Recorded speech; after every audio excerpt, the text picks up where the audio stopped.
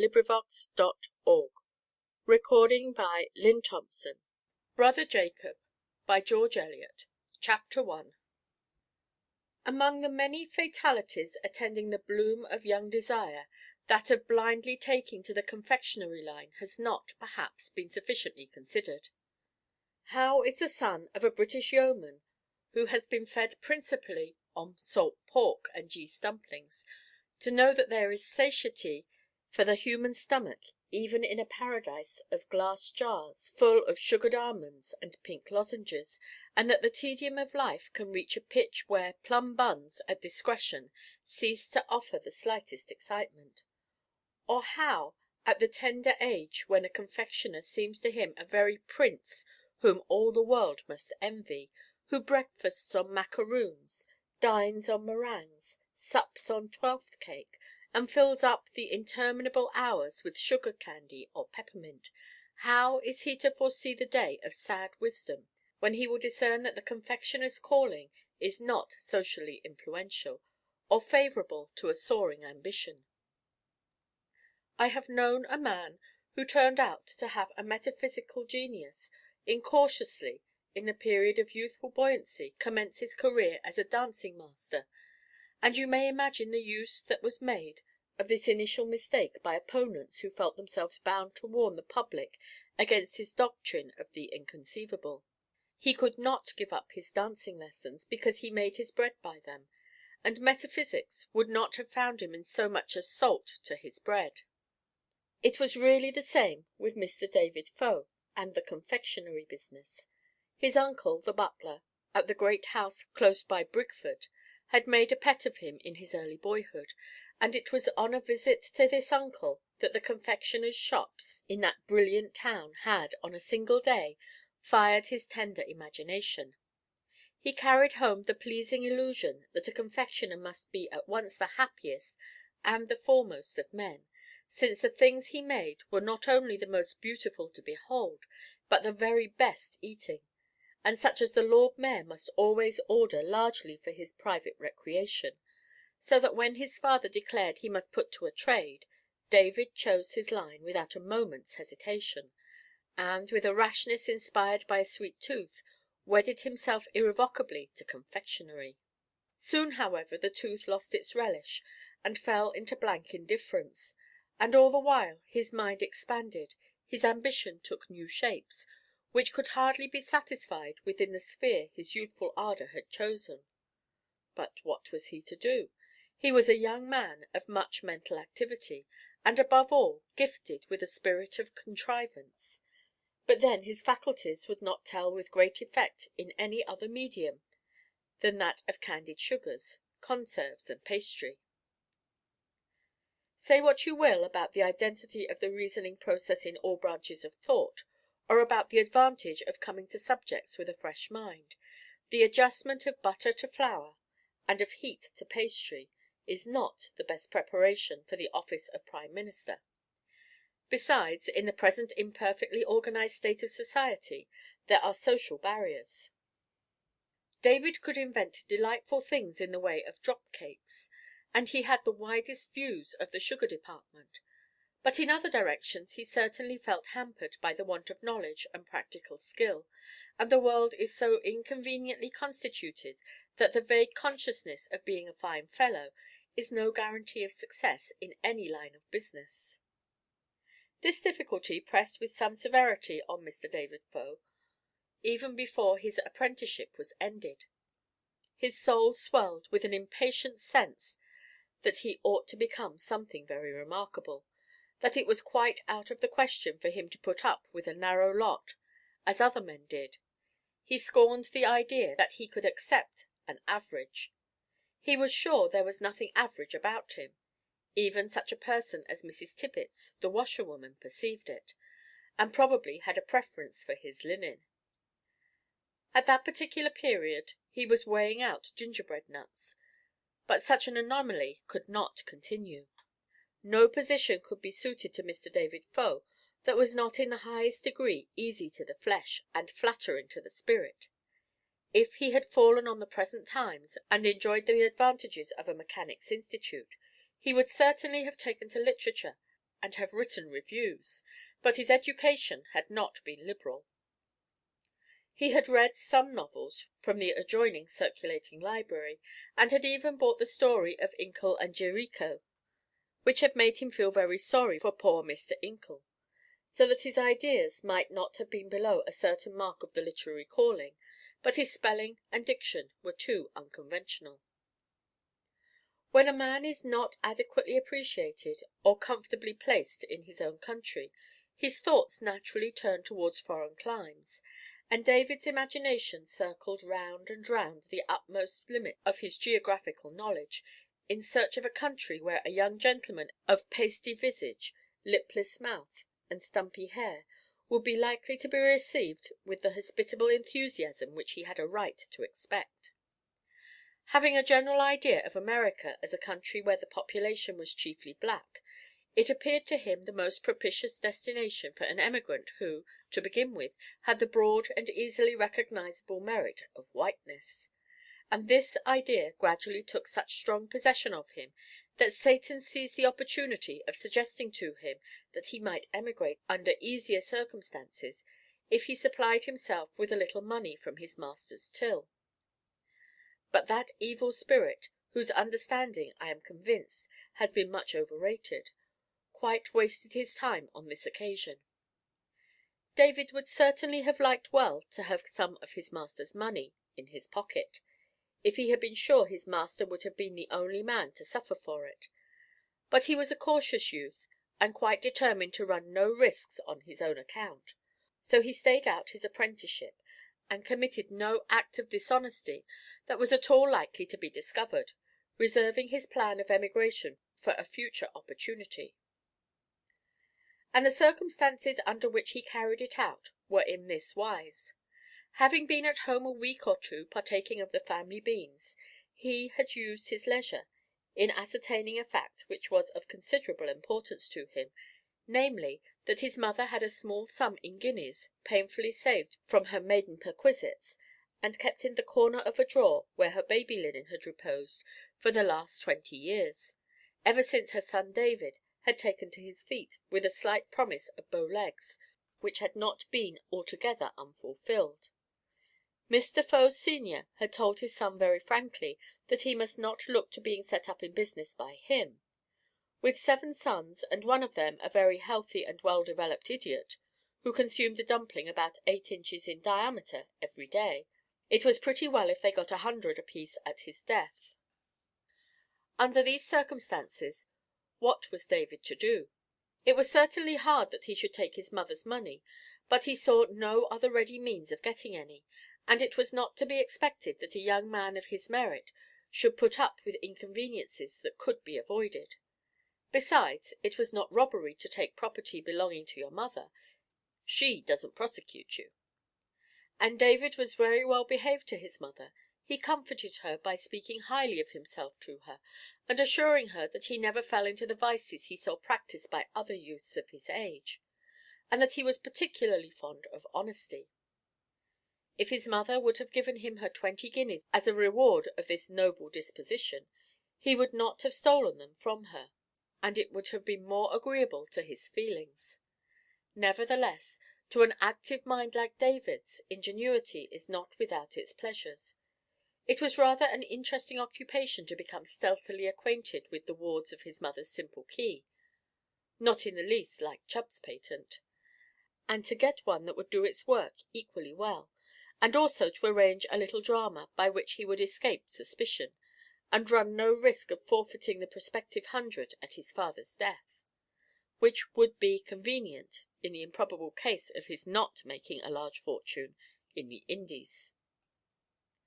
First he spoke freely of his intention to start shortly for Liverpool, and take ship for America, a resolution which cost his good mother some pain, for after Jacob the idiot, there was not one of her sons to whom her heart clung more than to her youngest born, David. Next, it appeared to him that Sunday afternoon, when everybody was gone to church except Jacob and the cowboy, was so singularly favourable an opportunity for sons who wanted to appropriate their mother's guineas, that he half thought it must have been kindly intended by Providence for such purposes. especially the third Sunday in Lent, because Jacob had been out on one of his occasional wanderings for the last 2 days, and David, being a timid young man, had a considerable dread and hatred of Jacob, as of a large personage who went about habitually with a pitchfork in his hand. Nothing could be easier, then, than for David on this Sunday afternoon to decline going to church, on the ground that he was going to tea at Mr. Lunn's, whose pretty daughter Sally had been an early flame of his, and when the church–goers were at a safe distance, to abstract the guineas from their wooden box and slip them into a small canvas bag. Nothing easier than to call to the cowboy that he was going, and tell him to keep an eye on the house for fear of Sunday tramps. David thought it would be easy, too, to get to a small thicket and bury his bag in a hole he had already made and covered up under the roots of an old hollow ash; and he had, in fact, found the hole without a moment's difficulty, had uncovered it, and was about gently to drop the bag into it, when the sound of a large body rustling towards him with something like a bellow was such a surprise to David, who, as a gentleman gifted with much contrivance, was naturally only prepared for what he expected, that instead of dropping the bag gently, he let it fall so as to make it untwist and vomit forth the shining guineas. At the same moment he looked up and saw his dear brother Jacob close upon him, holding his pitchfork, so that the bright smooth prongs were a yard in advance of his own body, and about a foot off David's. A learned friend, to whom I once narrated this history, observed that it was David's guilt which made these prongs formidable, and that the mens nil conscia sibi strips a pitchfork of all terrors. I thought this idea so valuable that I obtained his leave to use it on condition of suppressing his name. Nevertheless, David did not entirely lose his presence of mind, for in that case he would have sunk on the earth or started backward, whereas he kept his ground and smiled at Jacob, who nodded his head up and down and said, "Hoiks, Davy," in a painfully equivocal manner. David's heart was beating audibly, and if he had had any lips they would have been pale, but his mental activity, instead of being paralyzed, was stimulated. While he was inwardly praying, he always prayed when he was much frightened, "Oh, save me this once, and I'll never get into danger again," he was thrusting his hand into his pocket in search of a box of yellow lozenges, which he had brought with him from Brigford, among other delicacies of the same portable kind, as a means of conciliating proud beauty, and more particularly the beauty of Miss Sarah Lunn. Not one of these delicacies had he ever offered to poor Jacob, for David was not a young man to waste his jujubes and barley–sugar in giving pleasure to people from whom he expected nothing. But an idiot with equivocal intentions and a pitchfork is as well worth flattering and cajoling as if he were Louis Napoleon. So David, with a promptitude equal to the occasion, threw down his box of yellow lozenges, lifted the lid, and performed a pantomime with his mouth and fingers, which was meant to imply that he was delighted to see his dear brother Jacob, and seized the opportunity of making him a small present, which he would find particularly agreeable to the taste. Jacob, you understand, was not an intense idiot, but within a certain limited range knew how to choose the good and reject the evil. He took one lozenge, by way of test, and sucked it as if he had been a philosopher. Then, in as great an ecstasy at its new and complex savour as Caliban at the taste of Trinculo's wine, chuckled and stroked his suddenly beneficent brother, and held out his hand for more. For, except in fits of anger, Jacob was not ferocious or needlessly predatory. David's courage half returned, and he left off praying, pouring a dozen lozenges into Jacob's palm, and trying to look very fond of him. He congratulated himself that he had formed the plan of going to see Miss Sally Lunn this afternoon, and that, in consequence, he had brought with him these propitiatory delicacies. He was certainly a lucky fellow. Indeed, it was always likely Providence should be fonder of him than of other apprentices. And since he was to be interrupted, why, an idiot was preferable to any other sort of witness. For the first time in his life, David thought he saw the advantage of idiots.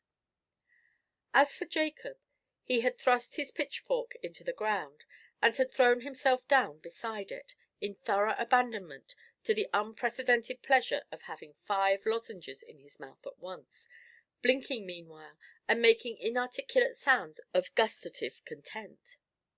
He had not yet given any signs of noticing the guineas, but in seating himself he had laid his broad right hand on them, and unconsciously kept it in that position, absorbed in the sensations of his palate.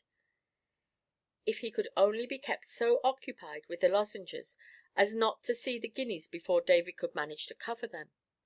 That was David's best hope of safety, for Jacob knew his mother's guineas. It had been part of their common experience as boys to be allowed to look at these handsome coins, and rattle them in their box on high days and holidays, and among all Jacob's narrow experiences as to money, this was likely to be the most memorable. "Here, Jacob," said David, in an insinuating tone, handing the box to him, "I'll give 'em all to you. Run, make haste, else somebody'll come and take 'em." David, not having studied the psychology of idiots, was not aware that they are not to be wrought upon by imaginative fears. Jacob took the box with his left hand, but saw no necessity for running away. Was ever a promising young man, wishing to lay the foundation of his fortune by appropriating his mother's guineas, obstructed by such a daymare as this? But the moment must come when Jacob would move his right hand to draw off the lid of the tin box, and then David would sweep the guineas into the hole with the utmost address and swiftness, and immediately seat himself upon them. Ah, no! It's of no use to have foresight when you are dealing with an idiot. He is not to be calculated upon. Jacob's right hand was given to vague clutching and throwing. It suddenly clutched the guineas as if they had been so many pebbles, and was raised in an attitude which promised to scatter them like seed over a distant bramble, when, from some prompting or other, probably of an unwonted sensation, it paused, descended to Jacob's knee, and opened slowly under the inspection of Jacob's dull eyes. David began to pray again, but immediately desisted, another resource having occurred to him. "Mother! Zinnies!" exclaimed the innocent Jacob. Then, looking at David, he said, interrogatively, "Box?" "Hush! Hush!" said David, summoning all his ingenuity in his severe strait. "See, Jacob!" He took the tin box from his brother's hand, and emptied it of the lozenges, returning half of them to Jacob, but secretly keeping the rest in his own hand. Then he held out the empty box, and said, "Here's the box, Jacob, the box for the guineas," gently sweeping them from Jacob's palm into the box. This procedure was not objectionable to Jacob. On the contrary, the guineas clinked so pleasantly as they fell that he wished for a repetition of the sound, and seizing the box, began to rattle it very gleefully. David, seizing the opportunity, deposited his reserve of lozenges in the ground, and hastily swept some earth over them. "Look, Jacob," he said at last. Jacob paused from his clinking, and looked into the hole, while David began to scratch away the earth, as if in doubtful expectation. When the lozenges were laid bare, he took them out one by one, and gave them back to Jacob. "Hush!" he said in a loud whisper. "Tell nobody. All for Jacob. Hush! Sh! Sh! Put guineas in the hole. They'll come out like this." To make the lesson more complete, he took a guinea and lowered it into the hole, said, "Put it so." Then, as he took the last lozenge out, he said, "Come out so," and put the lozenge into Jacob's hospitable mouth. Jacob turned his head on one side, looked first at his brother and then at the hole, like a reflective monkey, and finally laid the box of guineas in the hole with much decision. David made haste to add every one of the stray coins, put on the lid, and covered it well with earth, saying in his meek coaxing tone, "Take 'em out to–morrow, Jacob, all for Jacob. Hush! Sh! Sh!" Jacob, to whom this once indifferent brother had all at once become a sort of sweet–tasted fetish, stroked David's best coat with his adhesive fingers, and then hugged him with an accompaniment of that mingled chuckling and gurgling by which he was accustomed to express the milder passions. But if he had chosen to bite a small morsel out of his beneficent brother's cheek, David would have been obliged to bear it. And here I must pause to point out to you the short-sightedness of human contrivance. This ingenious young man, Mr. David Faux, thought he had achieved a triumph of cunning when he had associated himself in his brother's rudimentary mind with the flavour of yellow lozenges. But he had yet to learn that it is a dreadful thing to make an idiot fond of you, when you yourself are not of an affectionate disposition, especially an idiot with a pitchfork, obviously a difficult friend to shake off by rough usage. It may seem to you rather a blundering contrivance for a clever young man to bury the guineas, but, if everything had turned out as David had calculated, you would have seen that his plan was worthy of his talents. The guineas would have lain safely in the earth while the theft was discovered, and David, with the calm of conscious innocence, would have lingered at home, reluctant to say good–bye to his dear mother while she was in grief about her guineas, till at length, on the eve of his departure, he would have disinterred them in the strictest privacy, and carried them on his own person without inconvenience. But David, you perceive, had reckoned without his host, or, to speak more precisely, without his idiot brother, an item of so uncertain and fluctuating a character that I doubt whether he would not have puzzled the astute heroes of M. de Balzac, whose foresight is so remarkably at home in the future. It was clear to David now that he had only one alternative before him. He must renounce the guineas by quietly putting them back in his mother's drawer, of course not unattended with difficulty; or he must leave more than a suspicion behind him, by departing early the next morning, without giving notice, and with the guineas in his pocket. For if he gave notice that he was going, his mother, he knew, would insist on fetching from her box of guineas the 3 she had always promised him as his share. Indeed, in his original plan, he had counted on this as a means by which the theft would be discovered under circumstances that would themselves speak for his innocence. But now, as I need hardly explain, that well–combined plan was completely frustrated. Even if David could have bribed Jacob with perpetual lozenges, an idiot's secrecy is itself betrayal. He dared not even go to tea at Mr. Lunn's, for in that case he would have lost sight of Jacob, who, in his impatience for the crop of lozenges, might scratch up the box again while he was absent, and carry it home, depriving him at once of reputation and guineas. No, he must think of nothing all the rest of this day but of coaxing Jacob and keeping him out of mischief. It was a fatiguing and anxious evening to David. Nevertheless, he dared not go to sleep without tying a piece of string to his thumb and great toe to secure his frequent waking, for he meant to be up with the first peep of dawn, and be far out of reach before breakfast–time. His father, he thought, would certainly cut him off with a shilling. But what then? Such a striking young man as he would be sure to be well received in the West Indies. In foreign countries there are always openings, even for cats. It was probable that some Princess Yarico would want him to marry her, and make him presents of very large jewels beforehand, after which he needn't marry her unless he liked. David had made up his mind not to steal any more, even from people who were fond of him. It was an unpleasant way of making your fortune in the world, where you were likely to be surprised in the act by brothers. Such alarms did not agree with David's constitution, and he had felt so much nausea this evening that no doubt his liver was affected. Besides, he would have been greatly hurt not to be thought well of in the world. He always meant to make a figure, and be thought worthy of the best seats and the best morsels. Ruminating to this effect on the brilliant future in reserve for him, David, by the help of his check–string, kept himself on the alert to seize the time of earliest dawn for his rising and departure. His brothers, of course, were early risers, but he should anticipate them by at least an hour and a half, and the little room which he had to himself as only an occasional visitor had its window over the horse block, so that he could slip out through the window without the least difficulty. Jacob, the horrible Jacob, had an awkward trick of getting up before everybody else, to stem his hunger by emptying the milk bowl that was duly set for him. But of late he had taken to sleeping in the hay loft, and if he came into the house, it would be on the opposite side to that from which David was making his exit. There was no need to think of Jacob. Yet David was liberal enough to bestow a curse on him.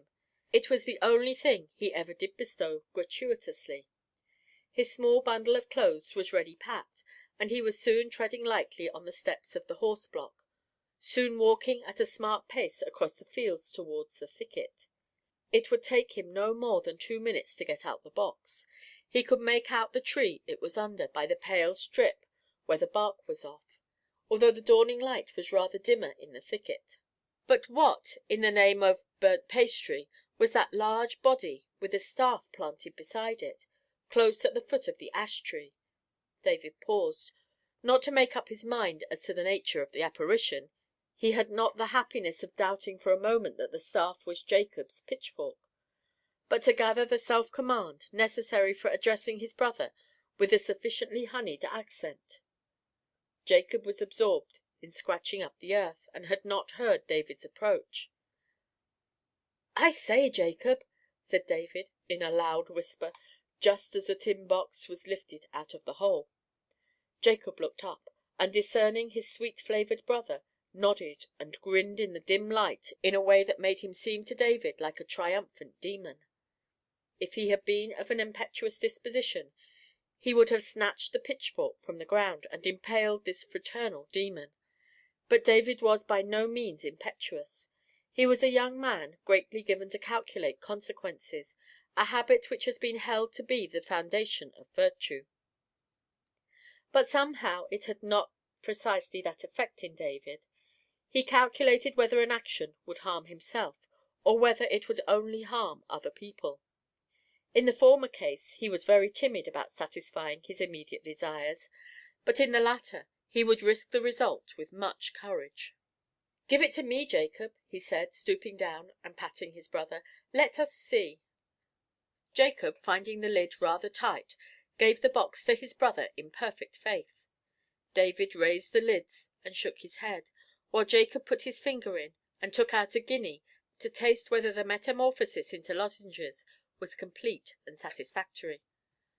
"No, Jacob, too soon, too soon," said David, when the guinea had been tasted.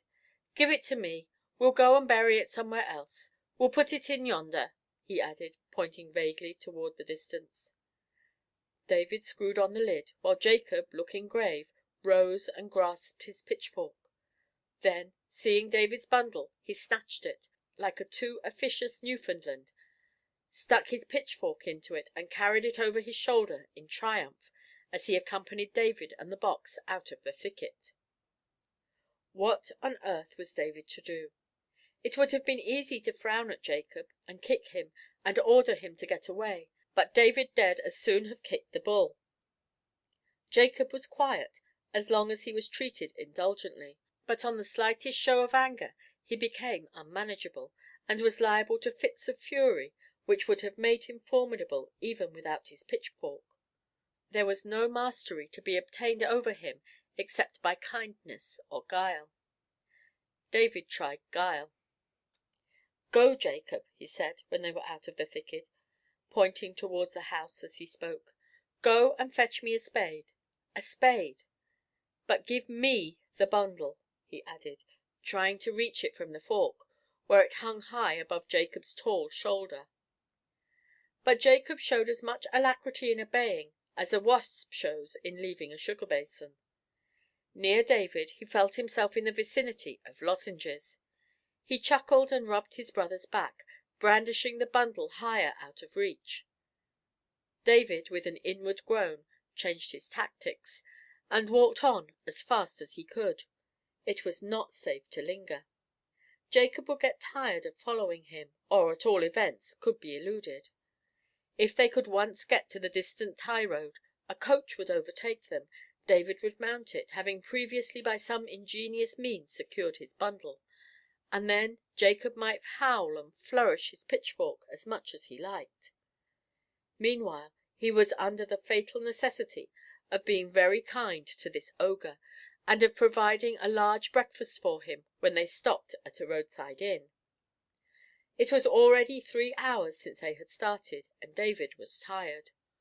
Would no coach be coming up soon, he inquired. No coach for the next 2 hours. But there was a carrier's cart to come immediately, on its way to the next town. If he could slip out, even leaving the bundle behind, and get into the cart without Jacob! But there was a new obstacle. Jacob had recently discovered a remnant of sugar candy in one of his brother's tail pockets, and, since then, had cautiously kept his hold on that limb of the garment, perhaps with an expectation that there would be a further development of sugar candy after a longer or shorter interval. Now every one who has worn a coat will understand the sensibilities that must keep a man from starting away in a hurry when there is a grasp on his tail coat. David looked forward to being well received among strangers, but it might make a difference if he had only one tail to his coat. He felt himself in a cold perspiration. He could walk no more. He must get into the cart and let Jacob get in with him. Presently a cheering idea occurred to him. After so large a breakfast, Jacob would be sure to go to sleep in the cart. You see at once that David meant to seize his bundle, jump out, and be free. His expectation was partly fulfilled. Jacob did go to sleep in the cart, but it was in a peculiar attitude. It was with his arms tightly fastened round his dear brother's body. And if ever David attempted to move, the grasp tightened with the force of an affectionate boa constrictor. "The innocent's fond of you," observed the carrier, thinking that David was probably an amiable brother, or wishing to pay him a compliment. David groaned. The ways of thieving were not ways of pleasantness. Oh, why had he an idiot brother? Oh, why in general was the world so constituted that a man could not take his mother's guineas comfortably? David became grimly speculative. Copious dinner at noon for Jacob, but little dinner, because little appetite, for David. Instead of eating, he plied Jacob with beer, for through this liberality he descried a hope. Jacob fell into a dead sleep at last, without having his arms round David, who paid the reckoning, took his bundle, and walked off. In another half hour he was on the coach on his way to Liverpool, smiling the smile of the triumphant wicked. He was rid of Jacob. He was bound for the Indies, where a gullible princess awaited him. He would never steal any more, but there would be no need. He would show himself so deserving that people would make him presents freely. He must give up the notion of his father's legacy, but it was not likely he would ever want that trifle, and even if he did, why, it was a compensation to think that in being for ever divided from his family he was divided from Jacob, more terrible than Gorgon or Demogorgon to David's timid green eyes. Thank heaven, he should never see Jacob any more. End of chapter 1.